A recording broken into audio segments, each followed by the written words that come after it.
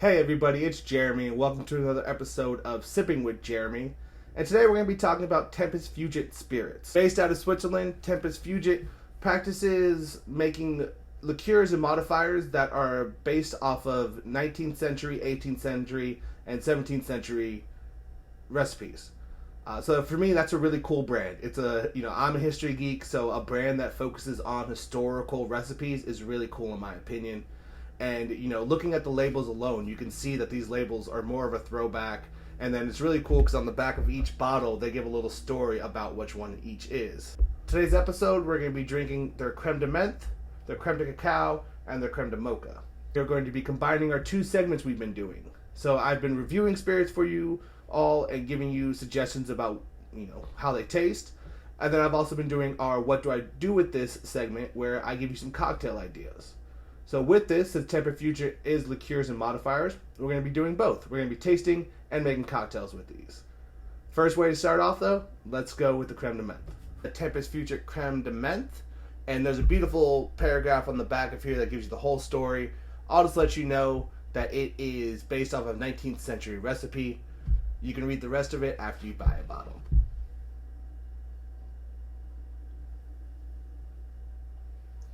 Oh yeah. That's just a super refreshing mint liqueur. I mean, has a lot of fresh mint kind of flavors to it. You get a little bit of sweetness there too. That's super easy drinking. I mean, that's a Creme de Menthe. It doesn't have a big sweetness to it. It's not super syrupy. It's not cloying the palate and just like coating your taste buds and just sugar and like syrup.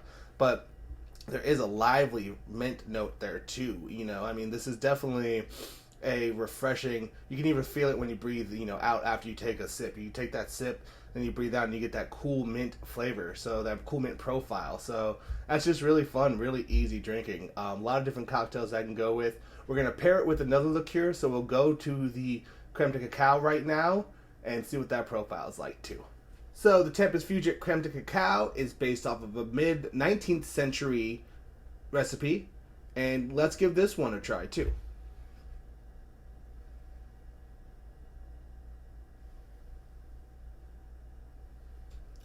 So yeah, just another really well balanced liqueur here. I mean, you're getting some really bold cocoa flavors up front. They kind of dry out your palate a little bit with how big these cocoa notes are. And then there's a little bit of sweetness behind it too.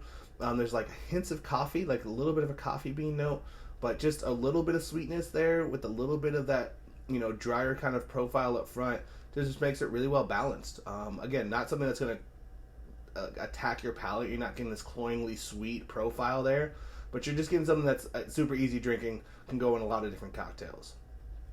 So with that being asked, what cocktail are we going to put these two in? We have our Creme de Cacao, we have our Creme de Menthe, chocolate and mint. I think I know what we're going to do. So for this first drink, we're going to make a schnapps in a P formation, or another way, a peppermint patty drink. But way better named if I don't say so myself. So we're going to start off with 3/4 of an ounce of the Creme de Cacao.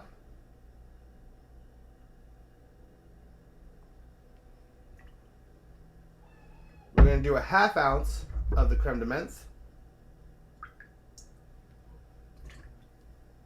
And then we're going to do 1.5 ounces of vodka. We are using Blue Ice potato vodka here.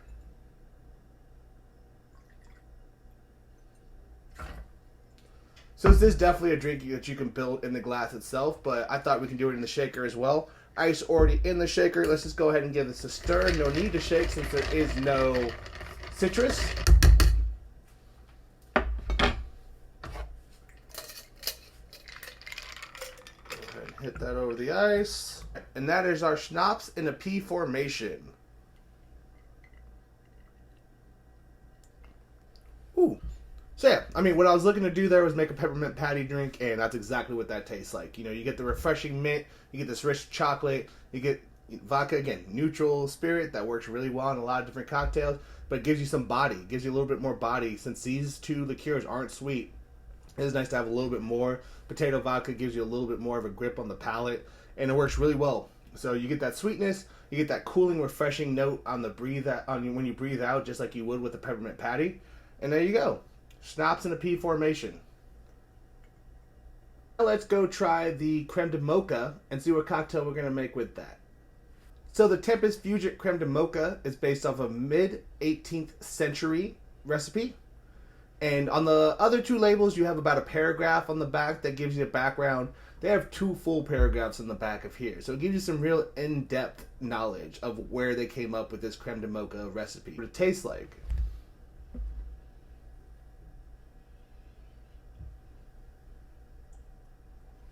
This has some great coffee flavor to it. You get that really dry coffee bean kind of flavor. You get a little bit of like an orange citrusy aspect to it. It's just a whole lot of like really fun coffee-like profile to this liqueur. And you can go a whole different lot of ways with it when it comes to a cocktail.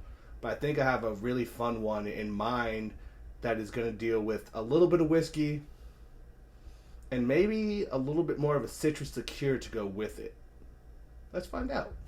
So for the Tempus Fugit Creme de Moka, I've come up with a cocktail I like to call the Bluegrass Cafe, which is a combination of Italicus, bergamot liqueur, our Tempus Fugit Creme de Moka, and Old Bardstown bourbon. So we're going to start off with ½ ounce of the Italicus. We're going to go with an ounce of the Creme de Moka. Then we'll do an 1.5 ounces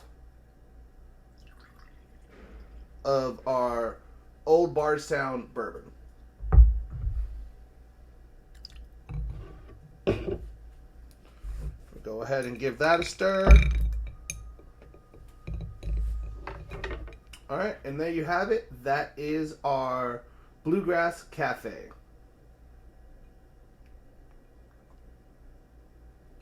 It's always nice when you can come up with a cocktail that everything plays well together.